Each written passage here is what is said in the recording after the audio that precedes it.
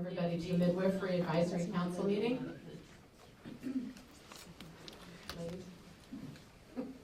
I'm Carrie Sparrowhon, and I chair this committee. Please turn your cell phones off or to vibrate so they don't disturb the meeting. This meeting is being webcasted.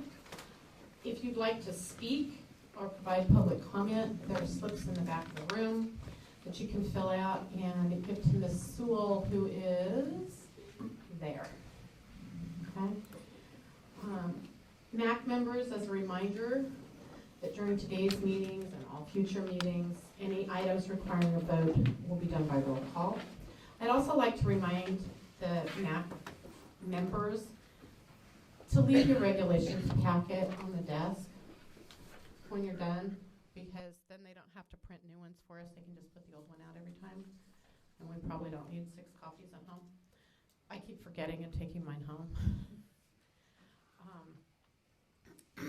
So in terms of the roll call, once a motion is made and seconded, Ms. Lowe will call each of our names individually to request our vote, at which time you can vote in favor, against, or abstain.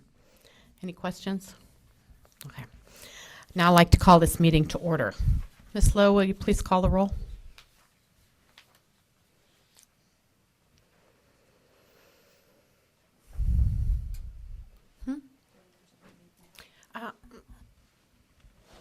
Why don't you call the roll?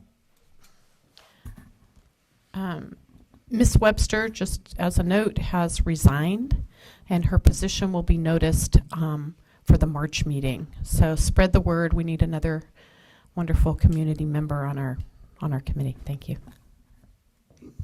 Dr. Byrne? Present. Ms. Ehrlich? Present. Ms. Marcelin? Present. Ms. Jaroslawski? Present. Ms. Sparvon? Present. We have a quorum. Thank you. Public comment on items not on the agenda. Is there any comment from the public on anything that isn't contained on the agenda? Seeing none, we're going to move to the next agenda item, which is approval of the August 13th Midwifery Advisory Council meeting minutes. So moved. Any edits to the minutes were supposed to be provided to staff? You didn't get any? I think there are some edits that are here. Tosi?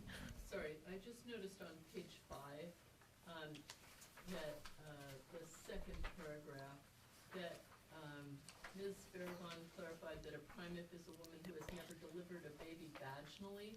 You have to strike vaginally because if she had a baby by cesarean section, it still counts as a birth. Even a primate. Would be a person who has never delivered a baby. It's also a person who's never been pregnant, no? It is. Theoretically, It's the first pregnancy only. It is. However, in common use, somebody who's Yeah. had 3 miscarriages and is finally She's still a prime. pregnant Yeah. and with a full-term baby and gives birth to that baby is no longer a primate. Right. Oh. So how that needs to read is that a primate is a woman who's never had a baby. So all you'd have to do is strike the word vaginally. And it would be okay. Since we do so much talking about VBACs, I thought we'd make that really clear. But that's all I found. Does anybody else have edits to this? Okay. Any public comment on this agenda item? All right. Is there a motion to approve the So moved. seconded? Second. Ms. Lowe, will you take the roll call vote?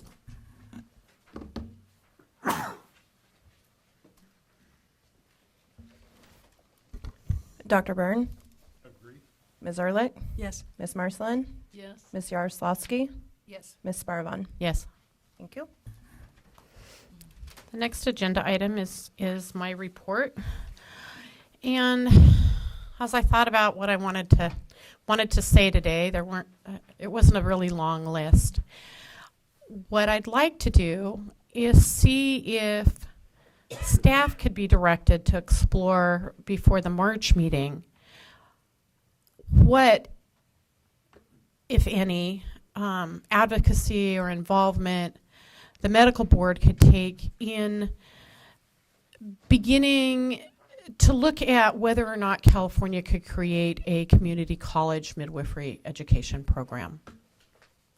I think it's having a community college program in the state. It feels to me like the only way to educate economically enough midwives to serve the needs of the state and the women in this state.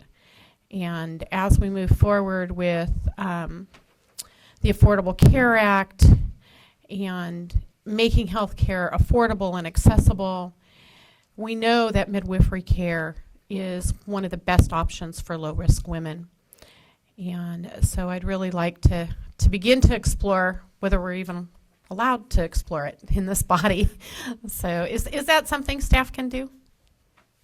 I want to ask you a question. I'm not quite sure why staff would be doing that versus an organization of midwives who feel that their needs are not being met in the state as far as new people coming in and being appropriately trained and everything. I think it will do better, it will go further, and will happen if it came from an active group in the community. Okay, I didn't explain myself very well. I agree with you, Barbara. Okay. What I'm looking for is Support of? it is support from the board, the Department of Consumer Affairs, in terms of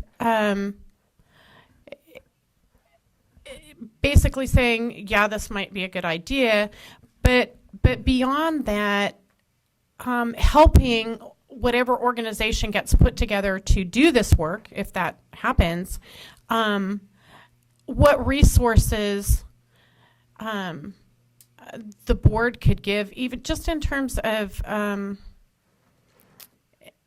being able to say who should we go to first? Where, do you know even? Can we ask those kinds of questions?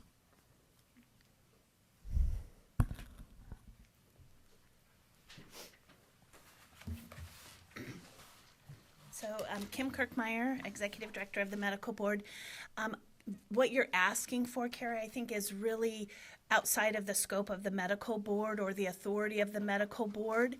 What we can do is go back and identify for schools who the entities are that you would want to contact for approval. There's the Bureau of Private and Post-Secondary Education that schools have to be approved through. And so we can provide you information on the entities you would want to contact, just like if somebody called us and said, hey, we want to start a school in California, what would we do? We direct you to the appropriate entities. So that's something we can do. That's kind of what I'm looking for. Okay. Thank you. And for the greater midwifery community, if everybody could kind of put their heads together on this, and people that are interested in working on this kind of a project, please get in touch with me. Thanks. Is there any public comment on this item? Great. I'm going to move to the next item. Implementation of SB 408 for midwife assistants. Ms. Simoes.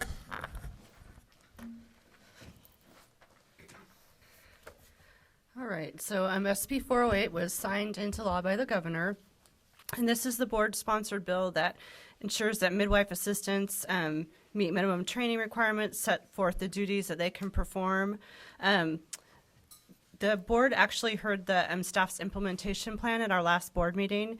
The biggest portion of our implementation plan is to develop regulations to set forth the training requirements.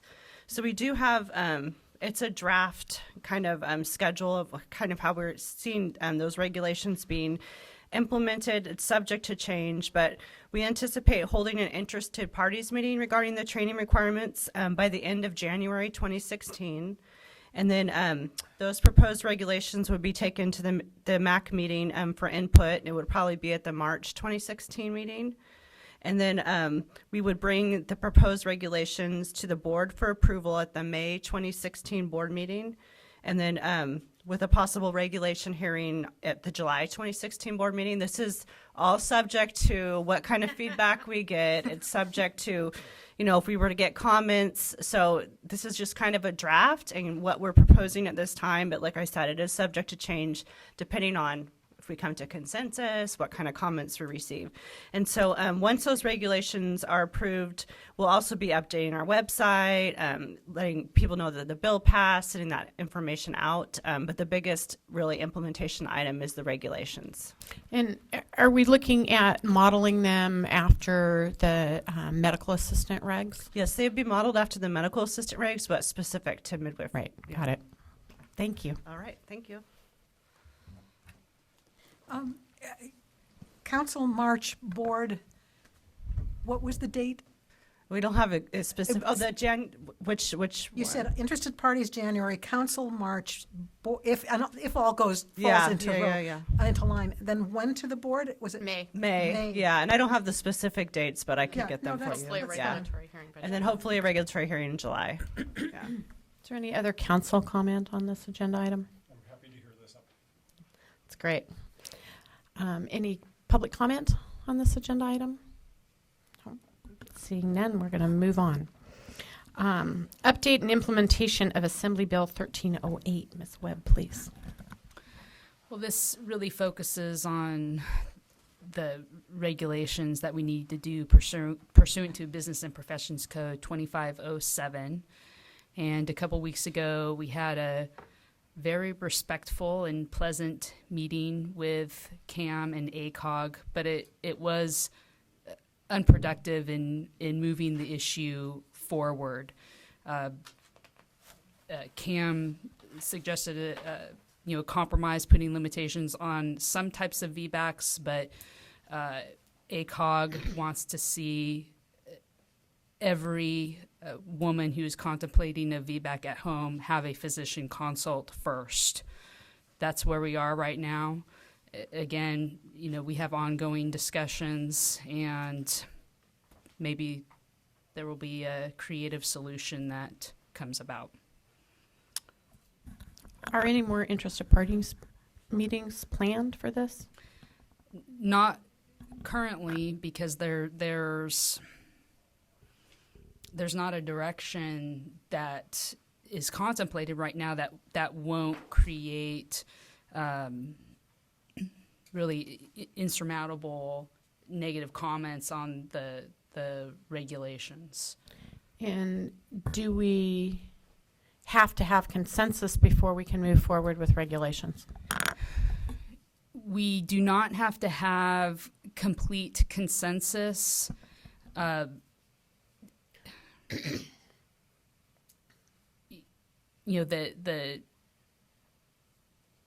big problem is really with the science and the language of the regulation or the statute, that it's likely to have an impact on the course of the pregnancy and delivery. And both sides see the science very differently, and there's really not a good solution with requiring one perspective versus another. There's not a clear path for the right direction at this point. Barbara? Could I ask a question, please? And I'm naive on this, so I'm asking the question because I don't know the answer. Women that are going to have a home birth do or don't go to an obstetrician gynecologist for regular exams. They do not. They do not go for any exams. Not unless it's medically indicated. Not for pregnancy, for normal. Right. Normal pregnancy, no. No, that is not for pregnancy at all. Just a regular visit for pap smear and for an The exam. midwives do that, Barbara. That is No, within, okay, that's right. I yeah, didn't that is know. within our scope, and it is a part of the full scope midwifery care for healthy women. Okay, I apologize because I Yeah. thought I had a solution to your problem, but I don't have a solution anymore. No, Yeah. I Too don't bad. think it, I think I know where you were going with that, Yeah. but I don't think it would Yeah. satisfy ACOG anyway. Well, you never and know. it certainly would not satisfy midwives because it is within our scope I to did- I take did not full know. I care of apologize. a woman who is healthy. Yeah. I think that ultimately what we're going to have to come to here is how do we best protect the public, because that's the job that we're charged with. And if a woman has to see a physician who is going to say, yes, you can try to have a vaginal birth, which is all it's required, if I'm understanding it right by the law, before she can have midwifery care.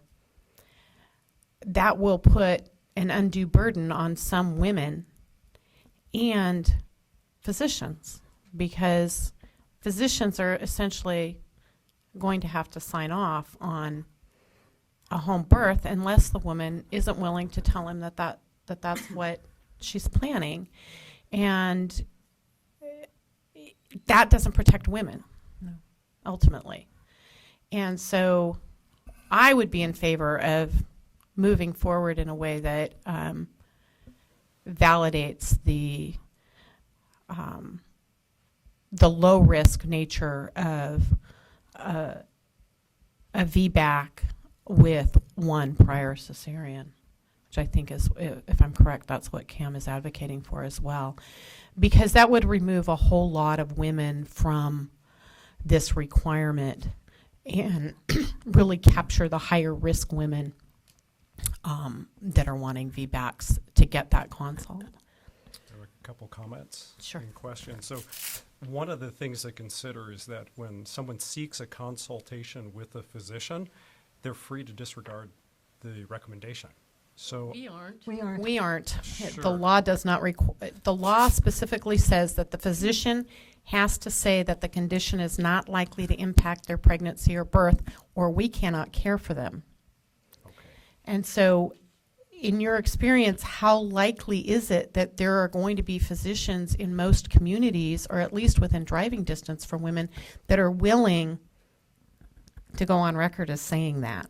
So that's actually my second comment, and this is kind of jumping ahead to the next agenda item. One of the things that I think would really help us is the concern raised regarding access to care in local communities. And I reached out to see if we could pull information from the LMAR to look at the state data for VBACs in the prior year and link it to the county data. And it turns out currently we can't do that. That's correct. So I'm not sure if the county data refers to the county of the licensed midwife. It's the county in the which the mother. birth occurs. No, And the those mother. are two different things. So it's three things. So Right. it's not the That's license. No, it's where the birth certificate would location be of birth, filed. not the maternal residence. Okay, Right. Yes. awesome. So again, that's actually probably the most valuable county to define. So that's one of the things I think we should look at is revising the LMAR. Sometimes data can be so valuable for us reaching smart strategic decisions. And if we could look and see where the VBACs are occurring, which counties, it will actually give us some clarity regarding the stated concern that there's a lack of access in the communities. I agree with you. I think that would be good to do, and I believe that in the recommended revisions that Carrie and I worked on that we brought to the council last meeting, that is among the things that we have asked to have changed. However, we're talking about a long time before that actually happens. In the meantime, you're going to be doing a lot of prevention. You're going to prevent women from having the care that they want and deserve and really legally is theirs. You're going to prevent a lot of midwives from either providing care that is within their scope or that they will really feel quite concerned about going back to the era in which midwives are going to be prosecuted. You've got to understand that there is still a fair amount of paranoia in the state because we spent many years with a lot of midwives having to come before either the board or before criminal justice system because we did not do what the law said. Even though there was a legal limbo in there, that was still how the courts had interpreted it. And we have a lot of issue among the midwives, certainly in California and throughout the country, really. This is not just a California issue, where if the law makes it so that the simple right of giving birth for somebody who especially is healthy and who does not have huge risk factors, not even essential risk factors, is as low risk as a woman with a low-lying single cesarean previous surgery has incredibly low risk. So- And if you're talking about preventing those women from getting the care that they want, and you're preventing the midwives from legally being able to provide that so that they can function as full professionals in a healthcare system, you're creating, I think, a whole lot more trouble than you are preventing. So just to clarify, one, I sit on this group because I really appreciate actually the contributions made. So I- careful when you throw the word you. I do know All right. that. And actually, I'm not speaking currently even as a physician or an ACOG member. I think we just simply in assessing risk, prior VBAC, prior C-section times 1 is very low risk for uterine rupture. Name your number. 0.5%. Okay, 0.5%. So that means out of 200, 199 out of 200 will not have a uterine rupture. Of course, the labor may or may not progress, but thumbs up, go for it. If we were to go to Vegas and win 199 out of 200 times, we said we'd have the best luck ever, right? But from a public health, public protection standpoint, when we reach 1 out of 200 as a threshold for a significant event, it's a low risk. But 1 out of 200 is above the threshold we place on other aspects of public safety, such as seat belts for kids, bike helmets for kids, fences around residential swimming pools. So I think it behooves us to try and have clarity for the information as far as where are the women who desire access for home VBACs, where do they reside statewide? Are there other alternatives in their community? Granted, their choice may be home birth, and I respect that choice. But at least some of the concerns about it's an access issue, it's a not access issue, I think it's really wise for us to approach it dispassionately and have that sense. I can appreciate that, Jim, and at the same time, when we're talking about dealing with birth and taking care of healthy women in general, forget about prior cesarean for the moment. There's always a risk factor. And the risk for VBAC women with 1 prior cesarean is not higher than women who have never had a birth Well, it's 1 out of 200 as we agreed. And again, of I'm not- uterine rupture. think And we're I, not I I'm understand. not making Okay, a okay. judgment about that. I'm saying we should seek information. That, I think Dr. Byrne has got a very good, accurate point. The issue Right. is not what is the story out there and what is our knowledge out there, but let's base our information on facts. And part of getting that factual information gives us a stronger I am, ability to make a good I understand that. I am concerned with the blockages and that's okay. You can the have barriers that are going to be happening if we do not move forward with welcoming licensed midwives taking care of women with 1 prior cesarean. Because it's polarized, I think it actually helps justify movement that you're seeking. The There, more data lines up to show that this really does provide the benefit you're saying. However, I disagree. You have to remember that things change quickly. I can remember a 10-year period in my county where there were 2 hospitals the only 2 hospitals where people could give birth did not do VBACs at all. And now they can again, and they had been before. So things change year by year, and when we're trying to capture data in the past, it may not reflect the current situation. And I think I'm all for capturing data. I'm yes. good at looking at those things, but we have to also remember that, as Karen said, we should look at the risk of every single thing that might happen to people, and some of them are higher than the amount of women who are going to have a rupture, like driving in their car the whole way to the hospital with the dad who is not so paying attention to the road and more taking But care of his wife. In But that the other example, thing- if we knew we had a 1 out of 200 risk of an auto crash, that's way higher than NASCAR or Formula One. Oh, yeah, I So- have no idea. I'm just saying that also some of the things that are done in hospitals and done at home around the care of a woman who's having a VBAC will impact whether she is more or less likely to rupture. For example, there are many hospitals who feel that low doses of Pitocin to either induce or augment a woman's labor if she's having a hospital birth and a VBAC it seems to be within their scope of practice, but it's definitely not within ours. So you're going to see a different rate Yeah. of rupture in a home birth clientele than you are in a hospital birth clientele. Also, some women will choose VBAC in a hospital setting that may not be appropriate for a home birth setting, and that's where the midwife is counseling and selecting her clientele carefully. And I don't think you can dismiss that aspect of it. We have a 30-year, well, next year it'll be 30 years since we did our first feedback at home with the support of physicians in our area who are now retired. But in all that time, we've had really wonderful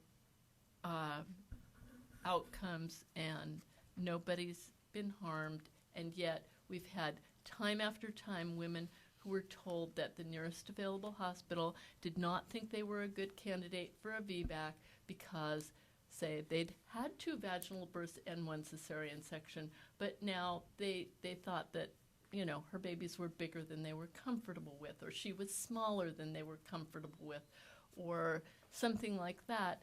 And it's just very difficult, even in our area, which is loaded with obstetricians. I mean, I'm from here. So again, I'm a very strong proponent of VBACs. I'm a strong I know you advocate are. for We know you are. midwives. If the rate is lower with better management, maybe that cuts the risks down 2-fold, 4-fold. So now the risk of uterine rupture is only 1 out of 1,000. That's fantastic. The event when it, in fact, everyone in this room, we could take our careers, combine them, and we probably haven't done 1,000 VBACs between us. So the fact that nothing bad happened, no problem. That's statistical. Only 1 out of 1,000 will have this happen. When it does happen, as you guys are aware, it is potentially a catastrophic injury. And just like getting in a car crash, it's an issue of what's predictable, what's preventable. So I'm not a fear monger. I'm just saying at what threshold of risk, given that the morbidity for this is different than a maternal hemorrhage, it's different than a 4th-degree laceration. How do we balance? Because I'm trying to help, from what I hear, bring together maybe some of the concerns from ACOG with some of the concerns from this group. And I do think that clarity of information and a balanced approach would actually be the strongest tool. I'd just like to say, Dr. Byrne, I think we're really happy to have you on this council, and I'm sorry that sometimes you get lumped in with perhaps obstetricians we've had not as good a relationship with.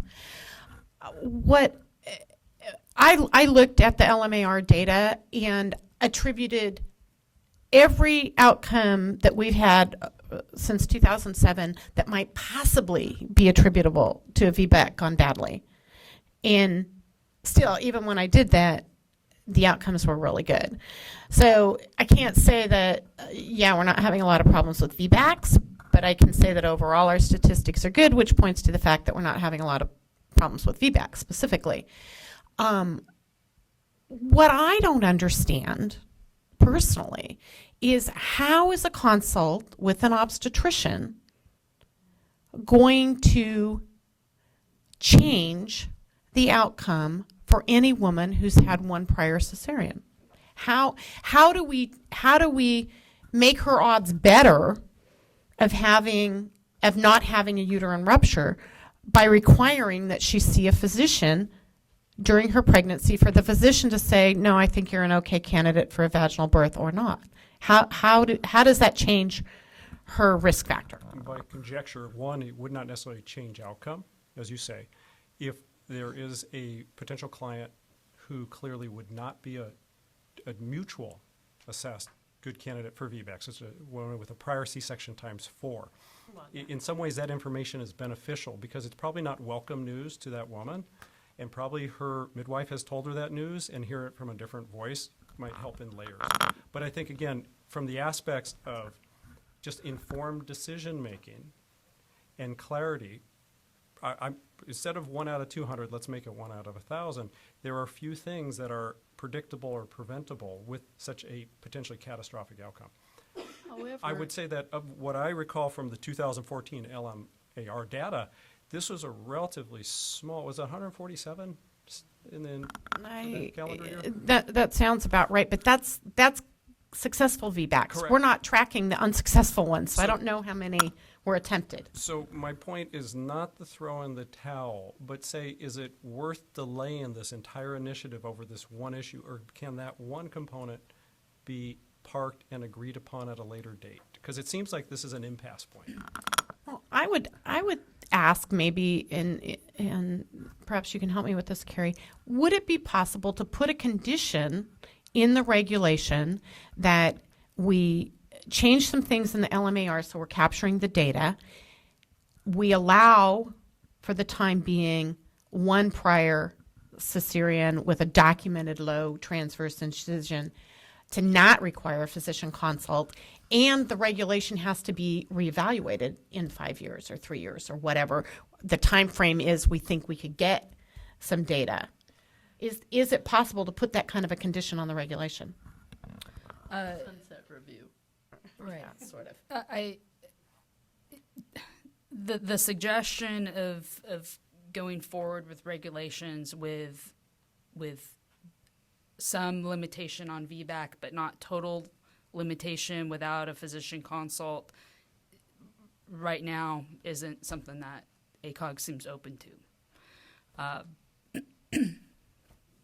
If they could agree to that kind of a condition where there was an absolute date that we were going to review it and look at more recently captured data, if they could agree to that, is it a condition we could legally put in the regs? Yeah, we could do that. What if it was the inverse? What if there was a willingness to hold on this one condition until there's more clarity? Because women You have mean been, not putting anything in the regulation regarding VBAC? Correct. As of Keeping it I This- think that's for what us. ACOG's really opposed to.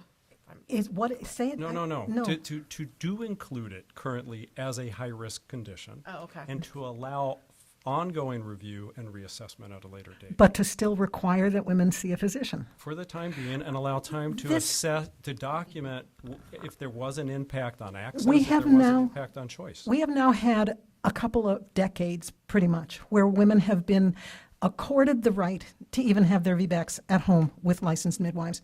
What you're going to do is take it away from them and then maybe give it back to them. I think it ought to be the other way around, since this is historically something that has been a part of our scope of practice. It needs to be included with further review being reasonable. I would like you to also take a look at the data that exists in the country as a whole. Yes, we do not have a lot of it in California, partly because the LMAR has not captured that information. It is information that has been captured in study throughout the U.S., and we need to take that into account when we are trying to make this withdrawal of a right from pregnant women. How many VBACs currently are being done, period, either by midwives or in hospitals? We don't really know the answer to that because I'm not sure then why we're discussing it. I think we need to have the data. we had, because I don't know it that has- anybody has that OSHPA, particular. for hospital-based I think VBAC, there is data. yeah, I OSHPA think does there is. have, yeah, OSHPA I does, asked the question. yeah, OSHPA does have it for, it's required reporting for hospitals. but And there's, again, it's a wonderful option for women, not trying, no concern with that. Yeah. And again, I think the clarity would be helpful, because there's Yeah, I strong would- opinions. We'd all like it. we all would like that, and Yeah. I object to taking something away from women that they already have and have had now for a long time with no indication that this is dangerous to the ones who are making that choice with full informed consent by midwives, and believe me, it is a hallmark of midwifery care that we do that. Dr. Byrne, And- are you familiar with the regulation that was enacted in 2005 regarding VBAC? Fill me in. When we originally adopted the standard of care for licensed midwives, we allowed VBAC with a specific set of what had to be in the consent. And one of those things was ACOG's position statement on VBAC. And we felt like when we wrote that in 2005 that it was a way to make sure that women that were planning a home VBAC or even looking into it would get consistent information from their midwives. So we've all worked under that for the last 10 years, using that regulation, providing women with a ACOG statement on VBAC, which is, I think, pretty thorough, and getting real good informed consent from the women desiring a home VBAC with licensed midwives. So when Karen's talking about, we've been doing this for 20 years and now we're going to take something away, it's really kind of true, because what happened to that regulation is that in the enactment of 1308, it went away because we removed, I'm probably not saying it right, but the legislation that authorized that regulation in the first place got discounted as part of 1308, and then we had to make this new regulation. At which we're at an impasse. And now we're at an impasse, even though we had a regulation that was working fine and everybody had agreed to in 2005. Yeah. So. Actually, again- if I can add something? Sure. ACOG did not agree to the regulation. Actually, what I think that the medical board did was illegal. What it did is the medical board, because the medical board was not happy with ACOG and CMA for putting in physician supervision into the law, said that a VBAC was a high-risk procedure, but that a woman could waive the scope of practice. Okay, so for legal folks, Okay, how many times are other licensed professionals allowed to waive the scope of practice? I You would don't like. have a I'm sorry. I thought you were No, done. I thought you were sorry. done. I wasn't. okay. I was Just give trying to not interrupt you. Thank you. Yes. You cannot have a patient agree to have their physician assistant do their appendectomy, do their open heart surgery. There are parameters here, and the only reason why the regulation went through is because we decided not to sue over this, that we decided to come back and do regulations, which is what the medical board had in mind when they put in this regulation that they knew was extremely problematic for ACOG. And as a concession, at least to us, what the medical board did do is say that that document, the ACOG document, would be required to be given to women. But we saw the handwriting on the wall. We weren't winning, and we didn't want to sue. We thought we would be able to clean it up. So I want to set the record straight that unequivocally we have not supported home VBACs. In the legislation that went through, that was something that the author decided was important, and we thought that and I thought in good faith, we worked on having what we thought was a very reasonable compromise about just having a physician exam to talk about how the physician was expecting the course of the pregnancy to go, whether this was a good candidate for a trial of labor or not, nothing to do with home birth. We specifically kept that out of there. So I just wanted to make sure that the record was straight and that we've got memories over a number of years and they all differ slightly, but that's my recollection. So could I just, if we're going to clarify the record here, I was in that room as well. And it is my memory, and I'm sure that somewhere there's a transcript, that you actually wrote that regulation. So to say that ACOG didn't agree to it now, it kind of doesn't fit for me. I think we all understood at the time that ACOG was not endorsing home VBACs. I don't think anybody's questioning that now or then. However, we did agree to the regulation, and you authored it. Well, the medical board did allow us to have input, and I can provide you the letter that we wrote to the Office of Administrative Law saying that we thought that the regulation exceeded the statute. So I can provide documentation. I think she said it's not going to get us anywhere, to be honest with you. It's so I not. think that we need to stop, we need to move on. And the issue is that either put it into regulations, do your interested parties, get your information, your facts, your statistics, and let's take a look at it in a forum where it's appropriate. Whatever is true or not about what was passed in 2005, it currently is our scope of practice to do this. Could I have And I think that we could reinstate that regulation. It would be completely reasonable. It would now be within statute, and it would meet the approval of the midwives in California. And that is a big deal. I need a clarification. Okay, go ahead. When I gave up the scenario where a physician can provide the VBAC counseling, and the patient would be free to disregard that, I was told that the midwife would potentially lose her license for disregarding that as well. But I appeared to hear you say something different, that actually there's a waiver process. No, that's an old thing, and that's what's now gone in 1308. The waiver was not specific to VBAC. It was a clause in our standard of care that allowed us to continue to care for a woman that had potentially higher risk conditions, as long as the woman was well informed and was saying, she's informed, I'm still going to birth at home with a midwife. And it was more moderate risk. We did not include high risk in that regulation. It was moderate risk. In practice, it was really left up to the midwife and the client to determine whether she was a good risk for a home birth. And it was really independent of the VBAC issue. The VBAC regulation was separate. It may have, I understand what you're saying, Shannon, that perhaps ACOG agreed to do the specific VBAC regulation because we had put this other clause into the standard of care. Yeah, and we weren't winning. So we said at a minimum, since we were not winning, this was a modification at least that we felt provided some more protection. Right. So I just wanted to make sure that everybody was clear that we're, I think we're trying to find a solution where we think that if, and maybe we even need a statutory change to be able to say something like you need a physician consult, and if the physician goes through the whole discussion about VBAC and not having the specific sign off, but at least I think that's the big thing, is making sure that there is a medical evaluation of somebody who is potentially at higher risk. Moderate risk. Please, let's not call this high risk. It is not. It is moderate risk. Moderately higher? Yeah. And if we put this into statute, we are still removing a right from the women of California. Can I ask a question? Yeah. So clearly in the U.S., a lot of this is polarized, and like the expressions of what you guys have experienced.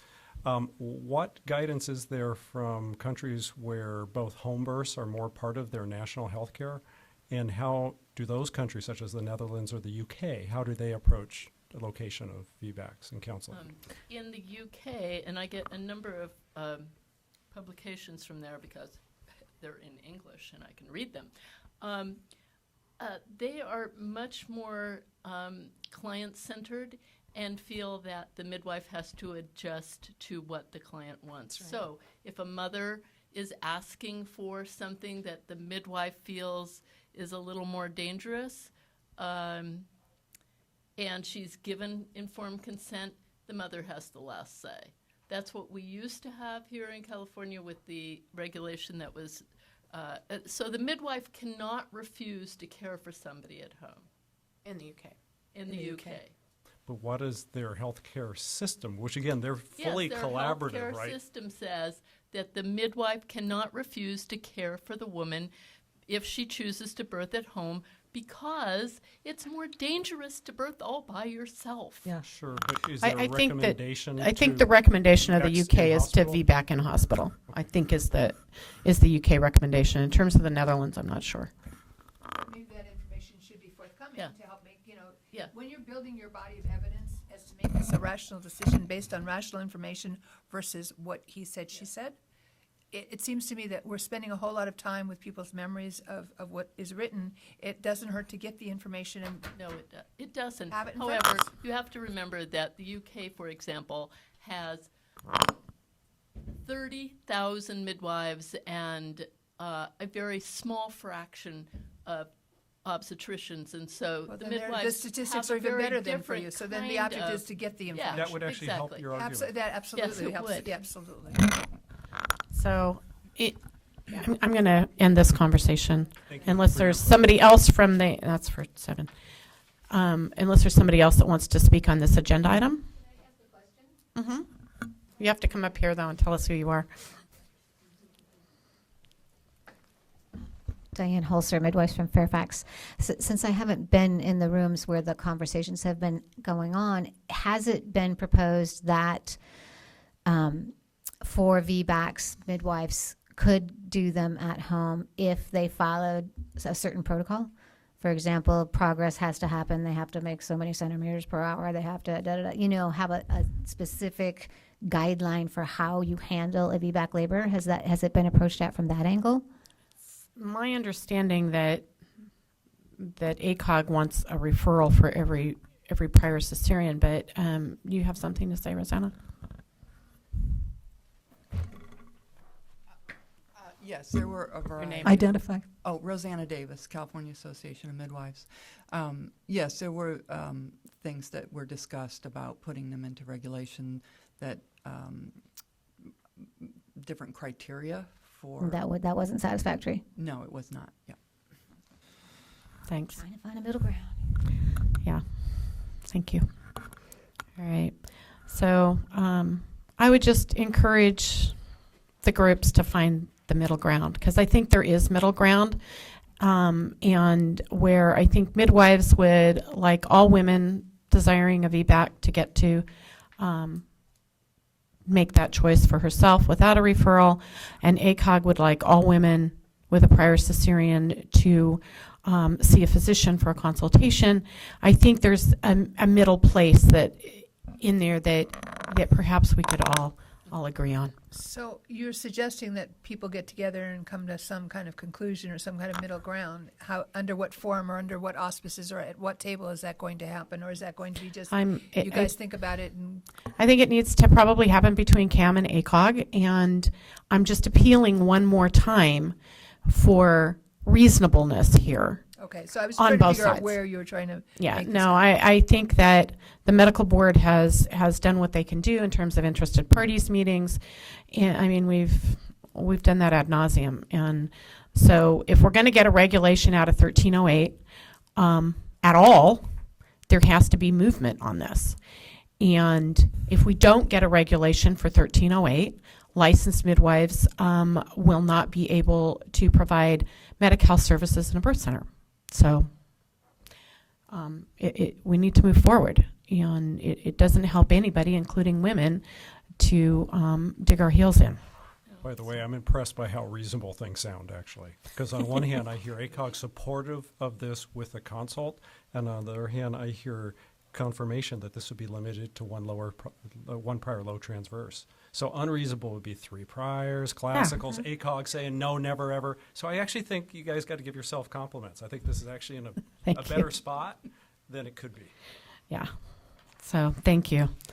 Any other comments from the council? Tell us who you are. Just one clarification, because I don't remember this coming up. Identify yourself, please. I'm sorry, I'm Andrew Fernie. I'm a licensed midwife in Tuolumne County. I don't remember ACOG's practice bulletin as part of our required informed consent coming up at the one interested parties meeting I was at. Does ACOG not feel like its own practice bulletin is enough of an informed consent consult? They feel like they need a physical exam component in addition to their own quite robust. Yeah. Okay. Thanks. Mm-hmm. And I have to remind everyone, it is voluntary to identify yourself. It's nice to have it for the record, but just I think everyone knows you don't have to make a comment, but I didn't know nice. that. I didn't either. So that's good. All right. No more comments on this one? We can move on? All right. Thank you. My comments would only be inflammatory, so I'm going to stop. Thank you, Tessie. I appreciate that. So now we're gonna move on to the LMAR task force report, and I'm gonna defer to Ms. Lowe here because she's got the data. Thank you. An interested parties meeting was held on October 13th at the board's headquarters to further discuss possible revisions to the LMAR reporting tool. The meeting was beneficial and provided a forum for open discussion on the wants and needs of licensed midwives and other interested parties on how the future statistics would be collected and what data elements would be collected. Following the meeting, board staff began documenting the requested changes and determining what resources would be needed to implement the change. Board staff recently participated in a meeting with staff from OSHPD to discuss the project and what roles and responsibilities each agency would have. During this meeting, though, several items were discussed that will need additional research and review prior to completing a design document for recommendation to the full board. One of the major areas of concern for both board, staff, and OSHPD is how the data will be reported, whether it will be reported prospectively or a cumulative report that captures the previous year's data, as is currently being done. Although this issue has been discussed and agreed upon by those that have spoken out at MAC meetings and the interested parties meeting, board staff feel that it would be beneficial to obtain feedback from all licensed midwives in California on the matter before proceeding with the design of the new system. In the next few weeks, a survey will be sent to all licensed midwives requesting feedback on the LMAR. Based on the information that we receive, we will have a clearer understanding of the wants and needs of all licensed midwives in California, so that the board can ensure that we have the view of all licensed midwives before taking additional steps in this process. So in conclusion, I'm not going to go into too much detail on how we're going to move forward with the actual system, but the next steps will be that the board staff will survey midwives, will obtain that data, and then we'll come back and readdress the situation. One of the major issues is that if we are moving to an online system where data is reported prospectively, that answers the question doesn't answer the question. That will allow for additional statistics to be captured relatively easily to the midwife. By answering a few upfront questions, the reports that can be generated from the new system would then break down the data and allow for more information to be obtained, for example, for VBACs or for after transfer, prior to transfer. However, one of the major issues is that if we move to a prospective data system, we still have to take into consideration those midwives that will be reporting on paper. We also have to take into consideration the midwives that would be reporting for previous years of data that could not utilize the online system. And basically it's going to come down to it's all or nothing. We would not be able to have a online system that is able to break down the data into 27 different buckets at the end and then have a paper version that we're unable to use any of that data basically because we can't determine where it falls. So those are types of questions that we would be reaching out to the midwives for and will have a major impact on this project. When it comes down to it though, after we obtain the information from the midwives, the board staff and OSHPD are both in agreement that we do need to make changes and we do need to request additional data elements. It'll be a matter though of how extensive this project will end up being. So that does conclude my presentation. I thank you for considering all the midwives in the state. I think that that's a good move, and I like it. Might I suggest that all of the members receive a copy of that as well? I'm not a midwife, and I'm not going to be receiving it, but I'd be curious as to what kind of questions are going to be asked and answered. Absolutely. In the That survey? would be great, yeah. In the Survey, absolutely. Yes. If I'm not mistaken, and maybe Bruce, you could answer this for me, MANA's data is now all collected via the computer, right? There's no paper stuff. Okay, that's an affirmative. So. And one of the things coming from the state agency side of it is that we have to take into consideration all of the possible users. Although the majority may want to go to an online system, we still have to take into consideration those that are only utilizing a paper version. Do we have any idea how many that number? I don't have that number right now. During our meeting with OSHPD, that was asked, and they were looking into providing that data for us on how many paper reports are being submitted versus online.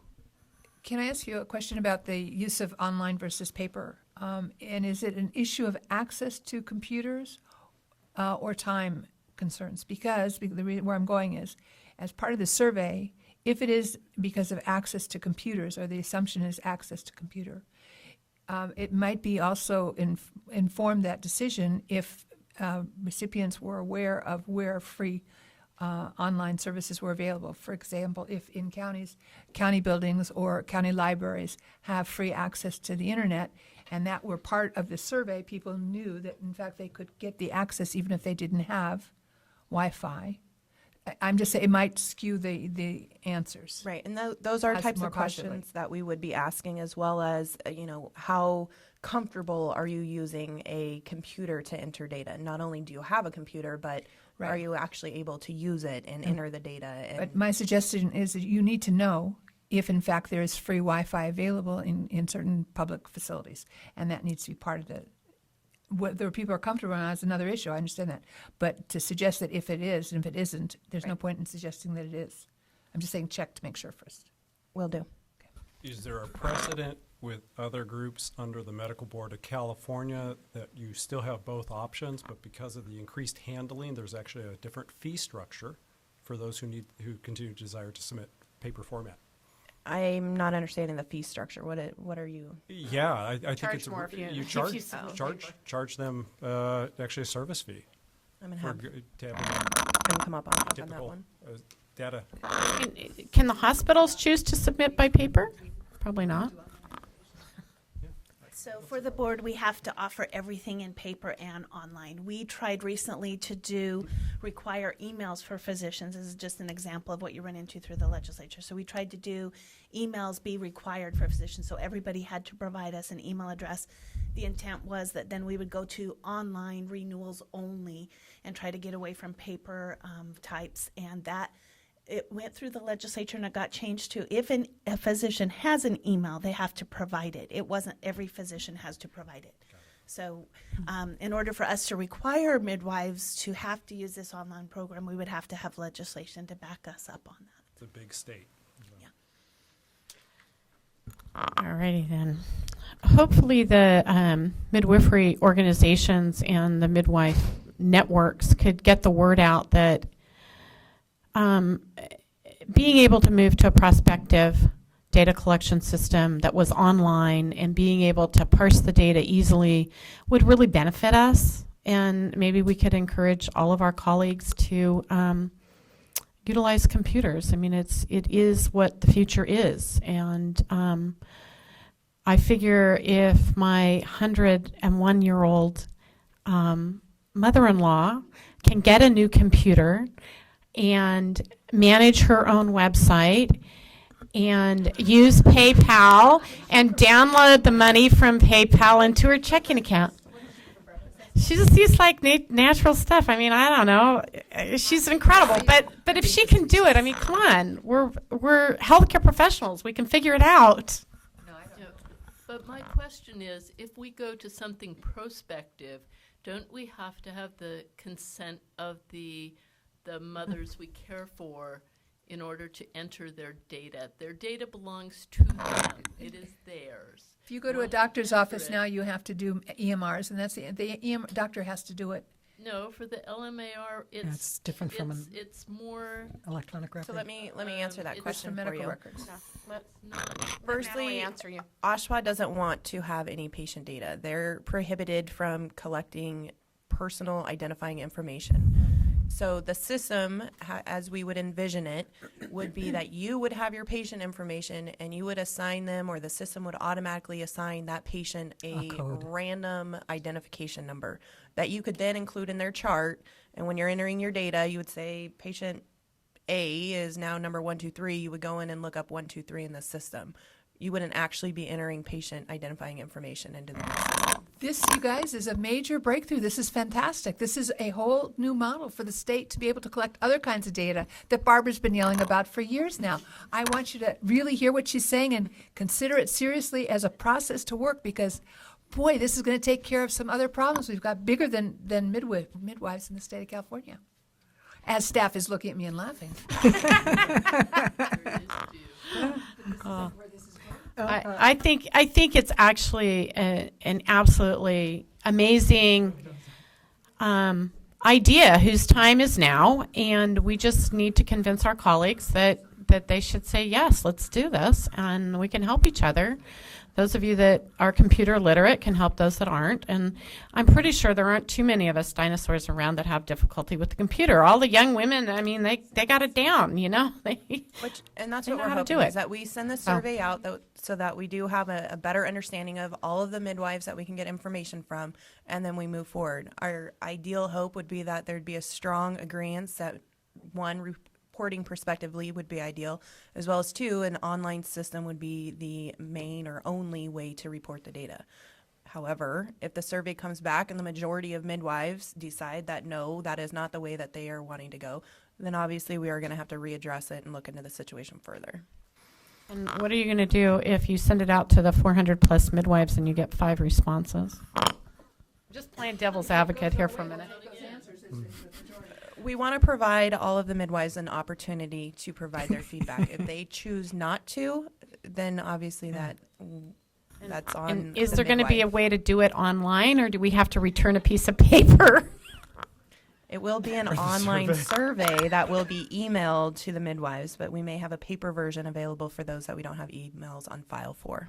Okay, I like that. For the copy, for it to be done in paper, correct? You like the If we don't have an email on file, we would be mailing one to their address of record, most likely. Okay, that's good. I can complete that. If I have to mail something back, I don't know. All right. I know this isn't quite the topic. I have forgotten what the percentage was of midwives who submitted their previous LMAR. I don't have the Do you- statistics in front of me, unfortunately. Okay, so you don't remember. No. It's just not in It's your brain. small. Why? Yeah, well, I mean, it's only a little number. it's small. Let's look at the minutes from the last meeting. Give me Ah, one second. that's an idea. Huh.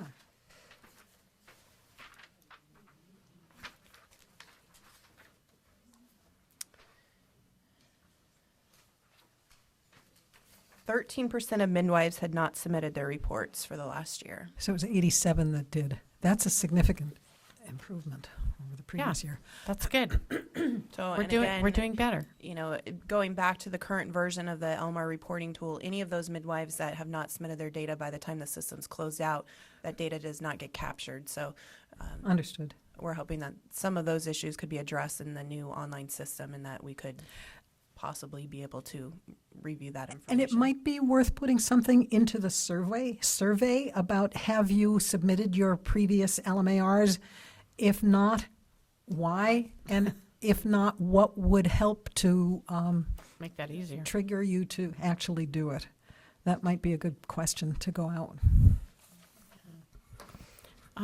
Mr. Ackerman, did you want to speak on this agenda item? I have a slip from you.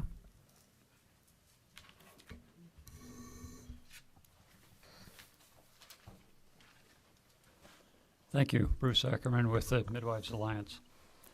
I'll just answer a couple of questions just to start, and then I have a comment. So the questions that it sounds like have come up with regard to the paper data forms that we have used with the Manistat system, we started out with them in 2004 when we went with the online system. We also had a paper path.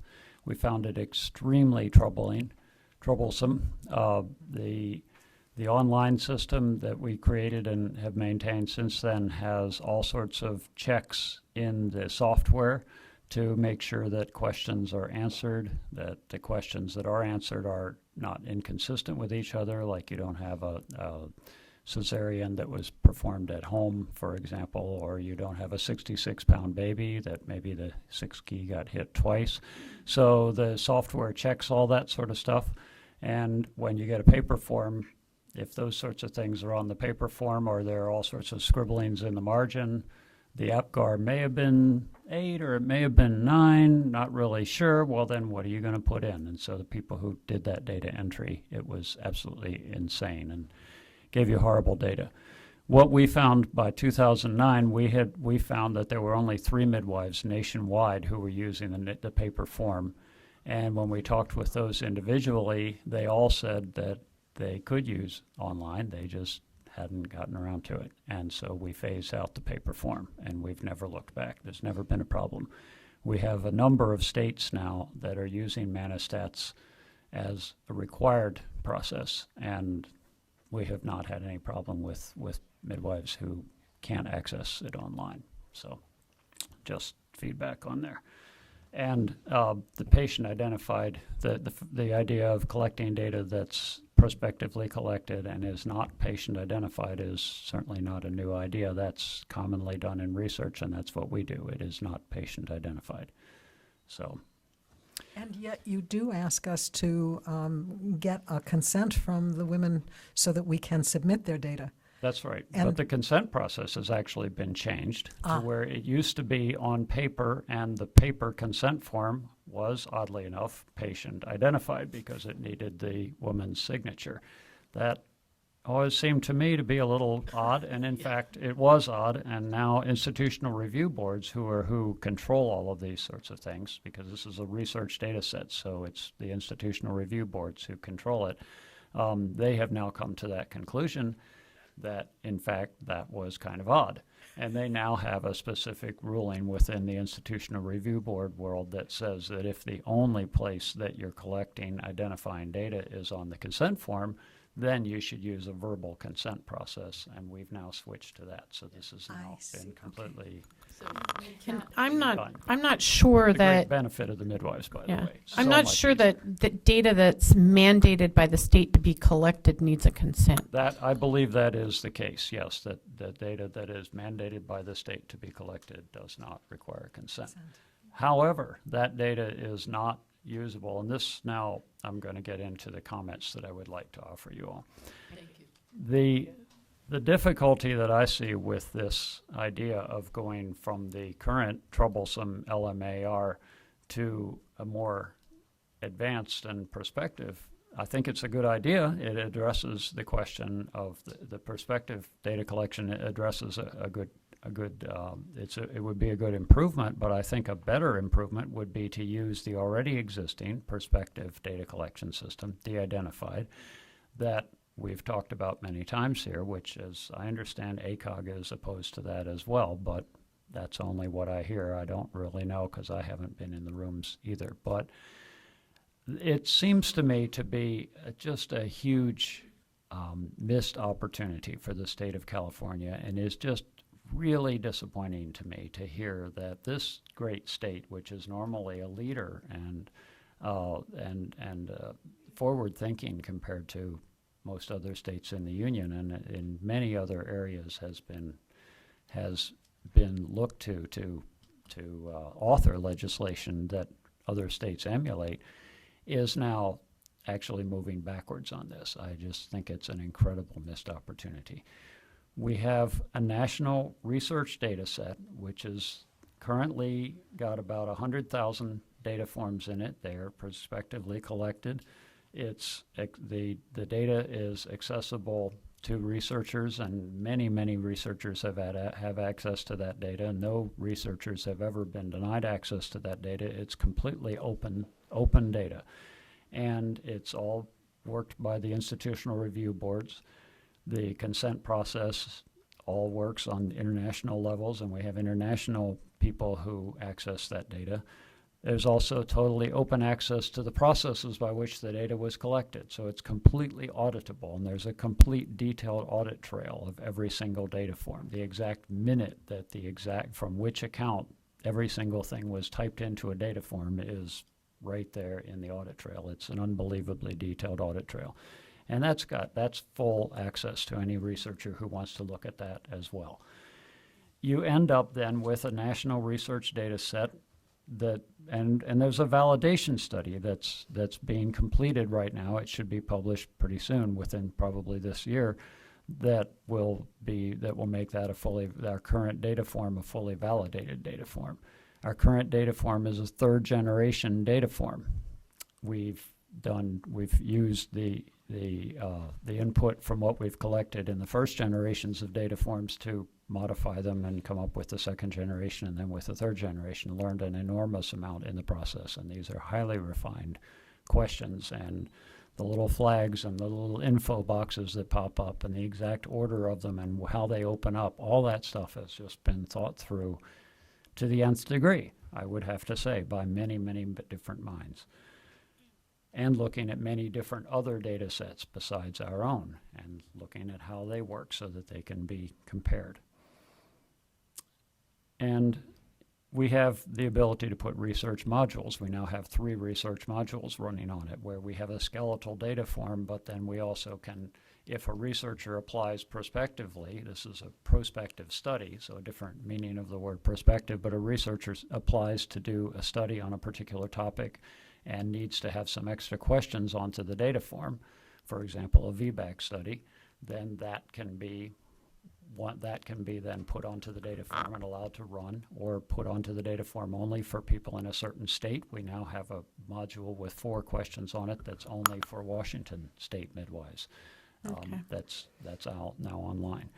So instead of that, which California could then, and a number of people in California are using this, we could make that the requirement. And instead, what we've done, what we're now contemplating, is another unique LMAR, which the LMAR has had ongoing problems, and I don't see where they're going to completely stop. One of the reasons for those ongoing problems is because the statute is, in this state, unfortunately, unduly detailed. One of the lessons that people have learned throughout legislative work around the country is don't put things in great detail into the statute. The statute should be very general, and then the rules are where the details are, because otherwise you get into the situation that we are all very familiar with here, where it takes years to change anything because you don't want to open up the legislation in order to make a change. So we've got that problem. And even if it were in the rules, it takes years to change things because we can't see anything until a year has passed. And the way the law is set up is, as we all know, that the OSHPD cannot divulge the information as to what individual midwives have sent in. So now we're asking individual midwives to do individual data forms on their births, which nobody will ever see except OSHPD, or OSHPD's computer, really. And that will be aggregated into an individual report for the midwives, which then again nobody will see. And that will be aggregated into one report, which is the only thing anybody ever gets to see. And as we've already seen through the years, when there's something that just looks questionable in that report, there's nothing anybody can do about it because the statute says OSHPD cannot reveal to anybody how that data came about. So you can't go back and track it down, which is pretty obviously a deficiency. So, and in the end, you don't have a research data set. There's nothing else you can do. You've got that one report which you can look at. You can say, darn, didn't work for another year, still got some problems. 2 years from now, maybe we'll have that problem fixed and we can try another thing. But that's all you have. You have nothing else you can study. You have no ability to add modules to it. You have no ability to bring research professionals in to study issues. You have no ability to compare it to any other state. I think it's disappointing that we should be going in that direction. So, Bruce, what you're saying is the ideal thing from your perspective is for us to repeal the legislation that's enabling the LMAR and start with collecting data through the Manistat forms, or to require every licensed midwife to fill in that form as a requirement of licensure in our state. Yeah, fill in that form as a requirement of licensure, and then what I would presume is that the midwife would be required to print out her annual summary report and send that in as a requirement of the license renewal. And that's been done in several other states. And there are different models that different states have, which I could talk about offline with you, but that's the general gist. I'm wondering, Bruce, if you would, I know that there is talk about the Manistats project being moved to an entity that is not associated with MANA, so it wouldn't be part of a professional organization any longer. Do you know where that process is at the moment?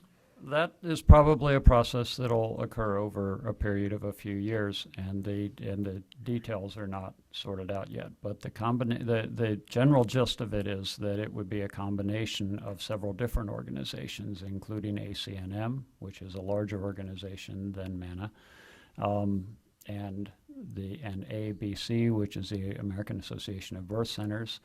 And then there are some other organizations that work with doulas and some other things that want to be part of it as well. But this would be a large data collection thing. It would also involve patient-centered outcomes data that would be able to be linked with the outcomes data from the practitioner. And from what I understand, the vision for this is that it could eventually collect 10% or more of the nation's births. Thank so you. Much larger than Manistats would ever be. Thank you. Shannon Smith Crowley with the OBGYNs. I wanted to ask you, how many of you were aware of the new maternal data center with the state? If you're not, you need to. go on to cmqcc.org. Say it again, please. You didn't get that right off? CMQCC. cmqcc.org. Oh, it's a quality care collaborative. So California Maternal Quality Care Collaborative. Say it 3 times fast. This organization and the data that they've been able to collect and slice and dice and do quality improvement campaigns, hopefully you're aware of what we've done in the state in the last handful of years. We have reduced the maternal death rate by half in a handful of years. Meanwhile, we've gone from 14 out of 100,000 to 7. Meanwhile, the United States, and normally we would make up about 15% of, the United States. So if, our numbers weren't reduced, it would be different. The United States is 22. So this is against a homicide rate of 2 for women in this age group. So what I would encourage is the same way that we're trying to integrate the care with MDs and midwives. I also would like you to encourage you to look at integrating the data with the Maternal Data Center. We have a data guru, Dr. Elliot Main, out of I think California Pacific in San Francisco, that is the dude in terms of the data dude. So I would, that's one thing about if the data go through OSHPD, it will go into the Maternal Data Center. The Maternal Data Center gets information from OSHPD, gets it from vital statistics, trying to pull it from everywhere, because part of the issue is it's easier to figure out the pregnancy-related deaths that are within the first 42 days. It's more difficult to pull the information for the pregnancy-associated deaths that are within the year. That whoever is filling out the death certificate may have no clue that she had a birth within the last year. But when the data go through the Maternal Data Center, that they're able to pull that out. And then the other thing is looking at as Dr. Byrne was talking about, looking at the data. If you're trying to say, look at what's real and what's not conjecture on anybody's part, they're the folks that are going to do it. And it is truly collaborative. When they did the first maternal death review, I think back around 2006, they went through every maternal death in the state. And they were doing a root cause analysis. They looked at and found that 40% of hospitals didn't have a hemorrhage protocol in place.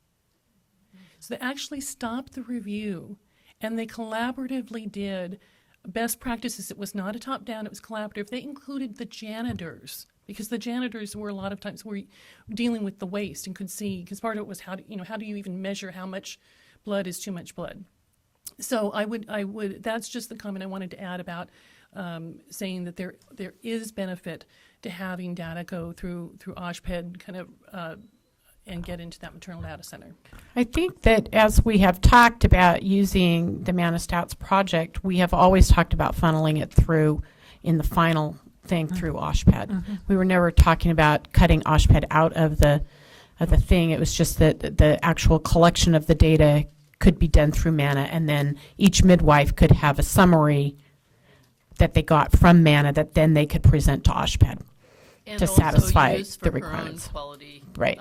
So Yeah. the summary would contain the data points that the law requires, and so the midwives would already have the aggregate through MANA Right. Well, to and submit to that's OSHPD. why If I I'm could- confused, is because I thought we had talked ages ago about the idea of that when you use Manistats, it's almost like using your checkbook register, and then at the end of the year, you're filling out your tax form, and you use your checkbook register to fill out, the bigger form, so that MANA was contemporaneous with the care, and that the annual report was annually submitted. So That had been my understanding as well, but what you just said about it going through OSHPD is certainly possible, and I would just like to, I appreciate what you said, I like that model. Sorry, I think And we're going far Okay. afield. Okay. but maybe Well, we I- can have other conversations We about that, but I should just, talk about what we're doing in Washington Yeah. State, because there's a similar thing called OB COPE, Obstetrics Clinical Outcome Assessment Program in Washington State, that all the hospitals enter their data in, and the midwives are now using Manastats, and all of the Okay. Manastats data goes directly from the Mana data set into OB COPE, so that it's all Okay. directly. Okay, anyway, I just want to make sure you knew about the. Thank you, internal data appreciate set it. and that importance. I would, Appreciate it, could Shannon. I hope this is okay. I'm wondering if there's anybody on the California Maternal Quality Care Collaborative who is a home birth midwife in California. I have no idea. I I would will like find to ask you I- to lobby for that. I will find out, yes. Thank you, because I think that there needs to Contact them be. and volunteer for that position. Karen, you're local. I actually did quite a number of years ago. There Can are, we there are volunteer. get back to the Oh, sorry. agenda, Okay. please? Uh, All right, we're, okay. I'm going to take a pause for a second. Just 1 second. Dr. Byrne? I was going to say, I sit on CMQCC's executive board. It is a hard thing to say quickly, so I won't say it. But yeah, we had actually asked to see if somebody from CAN could be appointed. Somebody from The what? California Association From CAM. to CAM. Great. All right. Linda Walsh, California Nurse Midwives Association. Thank We have been trying to get licensed midwives onto these. I'll follow Jim's comments too. I had been on CMQCC Maternal Mortality Review, and it's interesting watching process. And I tell you, there are a couple of us who are always there saying we Okay. need to remember licensed midwives and we need to remember home birth. Thank you. All right. Natalie, do you have anything more to add to this agenda item? Are there any other comments on the specific agenda item from either the MAC or the public? I just have to say that I would rather see us get rid of a law that isn't working well, go to something that has been working well for a long time, than try to recreate and fix something bad instead of start over with something good. And my recommendation would be to do what Bruce suggested and get rid of the LMAR. If we're going to go to perspective, which is smarter and better and gives us better data and is shareable in different ways that can increase our own sense of how good we're doing and where we need to improve, I think that's the way to go. Don't beat the dead horse to death. Did you have something to add? Andrea Ferroni again. When Bruce got up here, I was very much hoping he would talk about the Washington, the Manastats collection that the licensed midwives in Washington use that funnels directly into their version of the CMQCC. And when I listened to that model, I was so excited by it because I feel like it exactly addresses what the problems of our data collection, the inability to really assess how licensed midwives are doing for these hot topics such as VBAC, and it brings us into the bigger picture of quality improvement as maternity care providers. So what Bruce was talking about, to me, is exactly what the MAC should be focusing on right now. Thank you. All right. We're going to move forward for our program update. Ms. Lowe?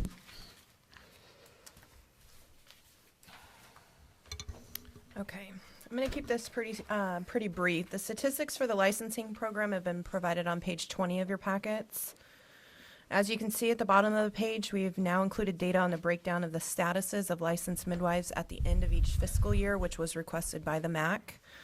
It's important to note that the data reflects the total licensing population at the end of each fiscal year, and it's important to recognize that the data is not reflective of a cumulative total. So, for example, if you look at the report, in 2011 it shows there were 3 licenses revoked, and then in 2012 an additional 3 were listed there as well. I just want to make this very clear that the report is showing you that the total is not 6 now. It is that 3 happened, or 3 license statuses were, let me start over. 3 licenses were in that status at the end of the fiscal year. The following year, there were 3 still with that same status. Just Maybe not the same 3? possibly not the same 3, not necessarily happening in that year. Statuses change. A revoked license, they could petition and now be current, and then a new one could be revoked. So I just want to make it very clear what you're looking at in the report. so I'm sure you've said this and I didn't get it. So let's go to deceased midwives. Does this mean it's a total 5 midwives died this year? No, or that's 5 of the total? That's at the end of the fiscal year of all of the licensing population. What status did their license fall into? I get it now. Thank you. You're welcome. Any other comments on this from the council or the public? Great. Okay. So I'm going to move on to the enforcement statistics, which are on page 21 of your packet. You can see that per your request, we have separated the data for unlicensed midwives from licensed. Hopefully that is very clear now and showing the respective data for those two different data sets. We've also removed the licensed and unlicensed midwife hospital reporting forms. That should just be licensed. We shouldn't be receiving unlicensed hospital reporting forms, but just to make that clear, that's capturing anything and everything. I'm not going to really go over the numbers. If anyone has any questions, I can answer them. I have a question. Does that mean then that you are receiving some hospital reporting forms that have unlicensed midwives' names on them? No, that's what I'm trying. Okay, so that and unlicensed should not be very struck well there. to explain that because we've separated out unlicensed enforcement activity at the top from unlicensed and licensed, there's not going to be 2 separate reporting areas for hospital reporting forms. So that's well, I'm just curious because I think that it's possible hospitals could be sending you reporting forms on unlicensed midwives, and I'm wondering if you're seeing that. Or maybe the hospitals, if they can't get a license number, they're not sending it in. I don't know. the reports that I have seen, I've not seen anything for an unlicensed midwife. I've seen reports submitted for a CNM, which would not be captured here because it's not the appropriate reporting. Okay. And if you, are you checking the licenses when you get the forms? Just curious. I mean, like if you got a form that had my name on it, would you then make sure that my license was in current status? Correct. Yes, we would.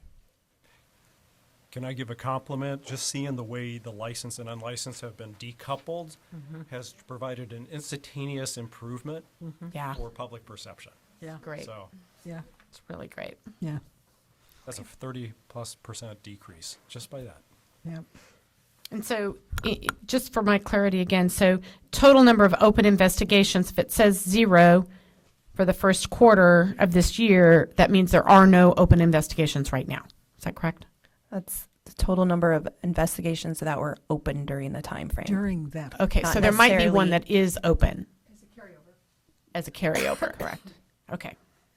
How do we see that data? Doesn't matter, it says 0. No, but it doesn't say 0. It says number of closed investigations.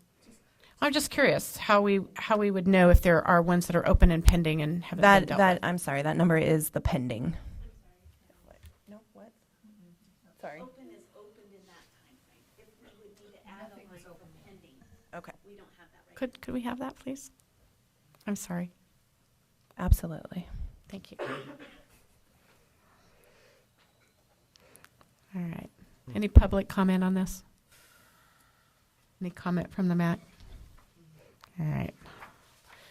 Seeing none. Do you have more? Nope, that's all I have. Good. All righty. Then we're on to figuring out when we're going to see each other again.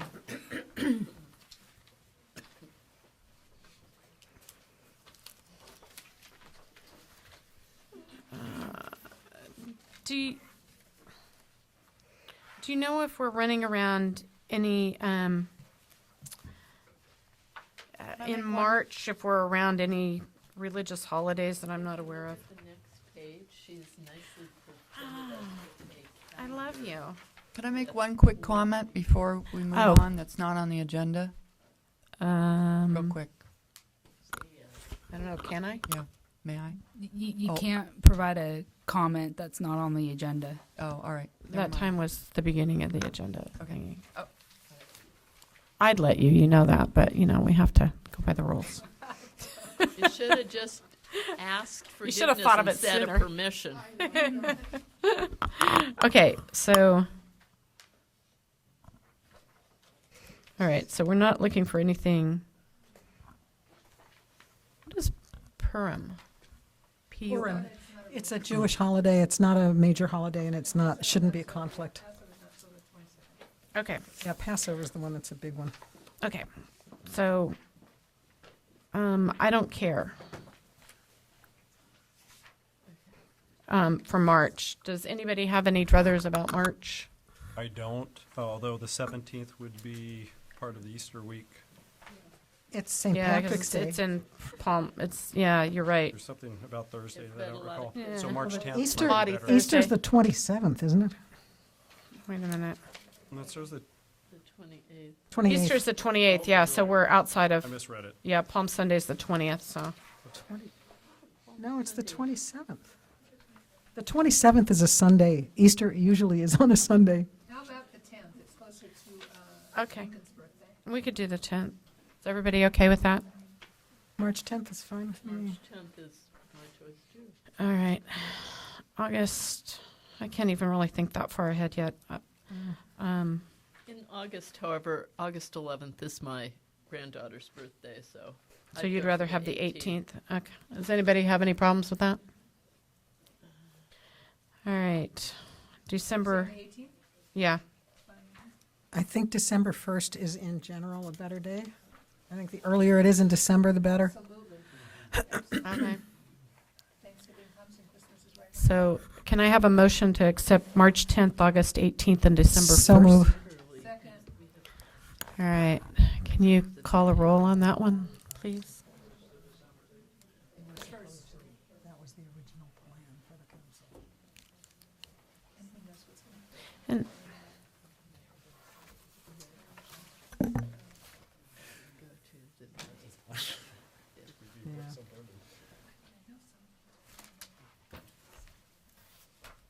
Carrie, I missed if there was a motion for that. There was. Okay. Oh, anybody have any comment to offer on when we're going to meet this coming year? No. Okay. Okay. Dr. Byrne, Approve. Ms. Ehrlich, Yes. Ms. Marcelin, Fine. Ms. Yaroslavsky, Approve. Ms. Barvon. Approve. All right. I love it, by the way, that my script always comes in big font, so I don't have to put my glasses back on to read it. Just saying. Thank you. All right. So, agenda items for the next Midwifery Advisory Council meeting in Sacramento. So, the standard ones, update from me, the update on midwifery legislation, all of that stuff. We need the update on the LMAR task force and where we're at with that. We need an update, once again, on AB 1308 regulations. Discussion and approval of MAC member positions, of which I think there are going to be several. Which ones are they? My position will be up for. Dr. Byrne, Ms. Ehrlich, and and Monique's Monique position Webster. will all be up in 2016. Okay.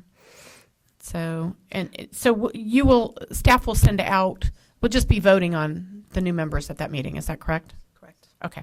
I would like to clarify the public member position.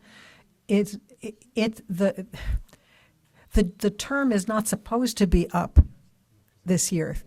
So Ms. Webster's resignation comes out of phase. I would like to know whether the public member appointment is going to be to complete her term.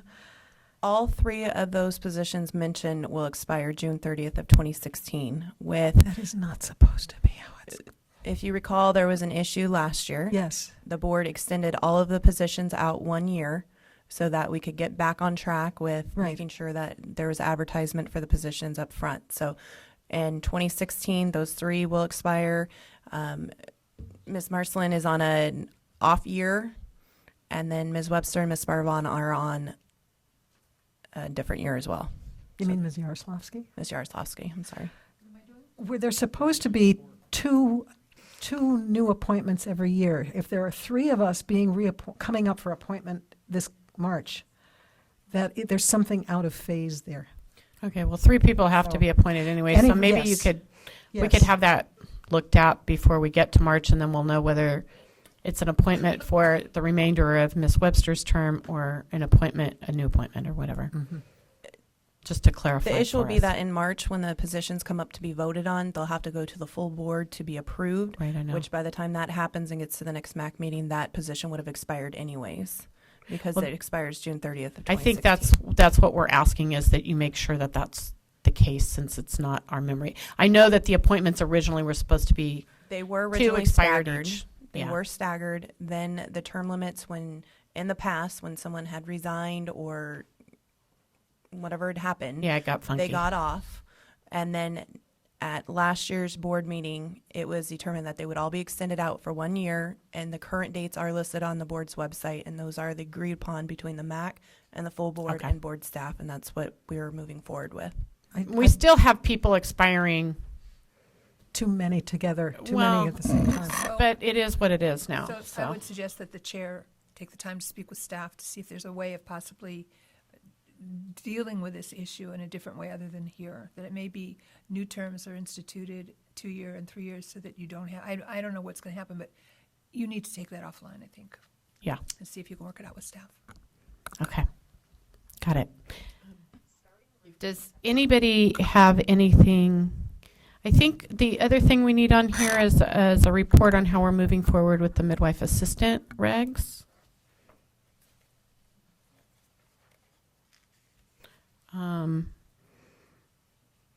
And I guess I had my question answered about how board can or cannot interface in terms of a community college program, so that doesn't need to be there. Any other council members have? But did we want to use that as an opportunity to review any recommendations regarding home birth VBACs from other countries, other industrialized countries? We could do that. You can direct staff to get you the information, whatever you want. That's what they love doing. I think already a lot of data has been, a lot of studies and stuff have been submitted to you, haven't they, Ms. Webb? Yes. Yeah. So I think we have done that process. I think maybe Dr. Byrne, if you could participate in funneling some of that information, and the rest of us could do the same thing. Possibly there are things that you don't have already that we could contribute, and then look at it as part of our agenda next time. So maybe make that an agenda item, and over the next 3 months we could figure out who's actually going to write that report and deliver it. Would that be acceptable? Okay.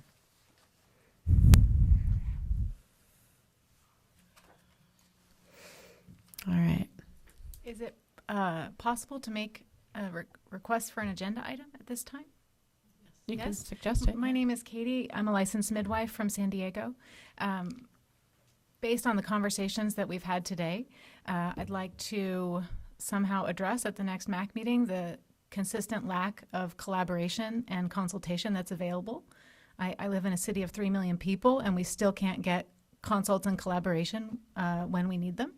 I'd like to see if we can bring that up as a MAC agenda item. Okay, so how do you envision that happening if we're going to actually put it on the agenda? I'm not clear what you're. Would you like a report? Yeah, we could do that, right? We could have we can have a report from the public on that kind of thing, can't we?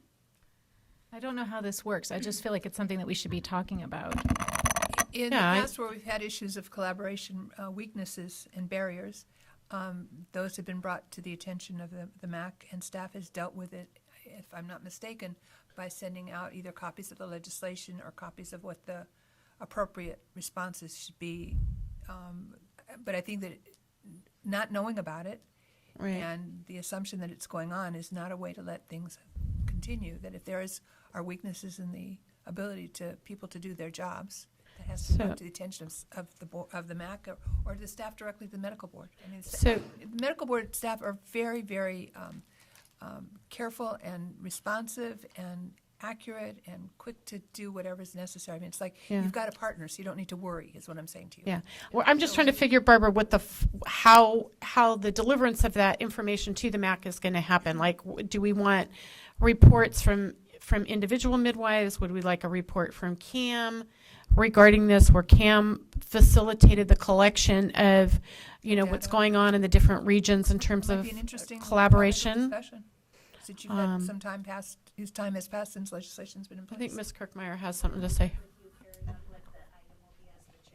Okay, but we can put it on the agenda. Okay. You can put it as a topic and you make the decision to keep it on. Okay. Thank you very much. Thank you. Mr. Ackerman? Please come up and use the mic.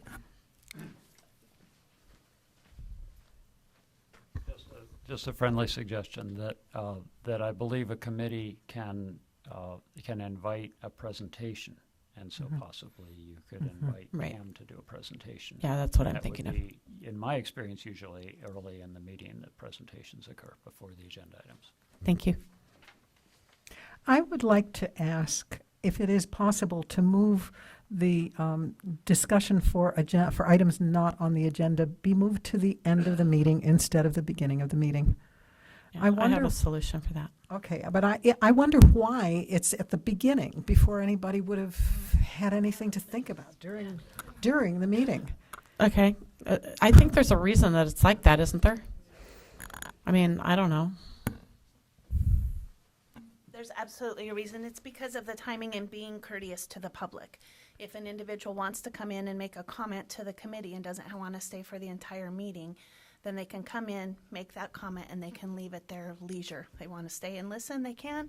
If they want to leave, they can do that as well. And then anybody who's stuck in traffic and doesn't get here in time or has a medical appointment and doesn't get. But I can The read. chair I can. always has the opportunity to I- reopen and- the item. So, And Okay, I just thank you. I just heard that a few minutes ago, and so I am going to reopen that agenda item 2 so that you can give us your comment, Ms. Davis.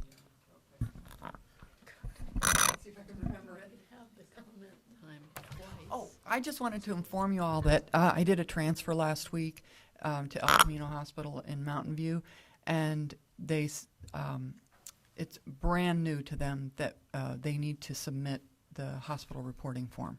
But I informed them El of that. Camino Hospital, El Camino Mountain View, yep. Mountain View. Okay, so they need some information. Thank you.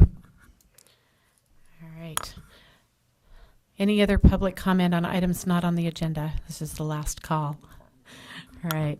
Seeing none, I'm going to adjourn the meeting. Thank you all for being here.